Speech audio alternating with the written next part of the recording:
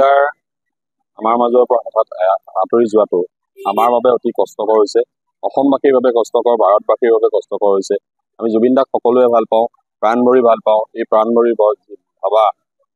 ভাল পোৱা শিল্পীজনৰ স্মৃতি চিৰযুগমীয়া কৰিবৰ কাৰণে আমি ডিমৌত সকলো ৰাইজে মিলি আমাৰ দিগন্ত পাটৰ বিশেষ উৎসাহত আমি সকলোৱে ৰাইজে মিলি তেওঁ স্মৃতি যুগমীয়া কৰিবৰ কাৰণে ব্যৱস্থা কৰিছোঁ। আৰু অনাগত দিনত তেখেতৰ যাতে স্মৃতি সদায় যুগমীয়া কৰি ৰাখিব পাৰোঁ, তাৰ বাবে এগছি বন্তিৰ জৰিয়তে আমি যাতে তেখেতক স্মৰণ কৰিব পাৰোঁ সদায়, এইটো ব্যৱস্থা আমি ডিমৌবাসী ৰাইজে কৰিম বুলি দৃঢ় প্ৰতিজ্ঞ হৈছোঁ। আৰু ইয়াৰ লগতে আমি এটা কথাই জনাইছোঁ আপোনালোকক যে আমি যিহেতু জুবিনদাৰ মৃত্যুটো এক অভাৱনীয় মৃত্যু বুলি কৈছোঁ আৰু তাৰ লগতে অস্বাভাৱিক, আমি সন্দেহৰ আৱৰ্তত আছে। গতিকে আমি সন্দেহজনকভাৱে যি ব্যক্তিক আমি ভাবিছোঁ, সন্দেহজনকভাৱে অসমৰ ৰাইজে যাক ভাবিছে, তেওঁলোকে যাতে তেওঁলোক যদি দোষী হয়, প্ৰকৃততেই দোষী হয়, সেই দোষী কেইজনক শাস্তি প্ৰদান কৰিব লাগে আৰু দৃষ্টান্তমূলক শাস্তি প্ৰদান কৰিব লাগে, যাতে অদূৰ ভৱিষ্যতেও তেনেকুৱা কোনো ব্যক্তিয়ে তেনেকুৱা কৰিবলৈ সাহস নকৰে। আৰু আমি উচিত তদন্ত বিচাৰিছোঁ। প্ৰথম কথাটো হৈছে তেওঁলোকৰ ওপৰত উচিত তদন্ত হ'ব লাগে আৰু ক্ষিপ্ৰতৰভাৱে তদন্ত হৈ ৰাইজক আমাৰ বিচাৰ বিবেচনাৰ মাজেদি ৰাইজক এই তদন্তৰ প্ৰক্ৰিয়া আগবঢ়াই লৈ গৈ খুব কম সময়ৰ ভিতৰত আমাক ৰিজাল্ট লাগে।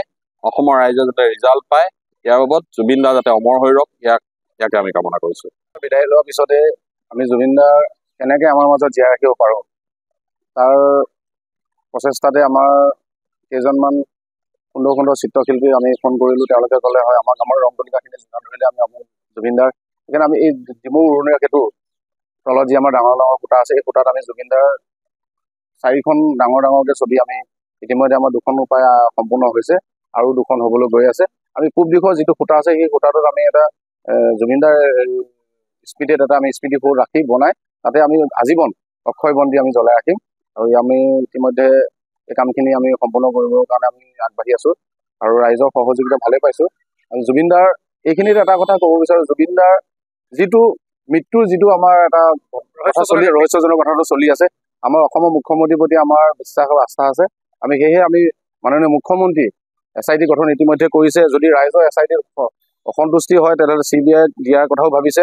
যেনেধৰণেই নহওক, যি পৰ্যায়ে নহওক, যি প্ৰক্ৰিয়াই নহওক, কোনো যেন সাৰি নাযায়, তাৰ বাবে আমি ইয়াৰ পৰাই আমি মাননীয় মুখ্যমন্ত্ৰী মহোদয়ক অনুৰোধ জনাইছোঁ।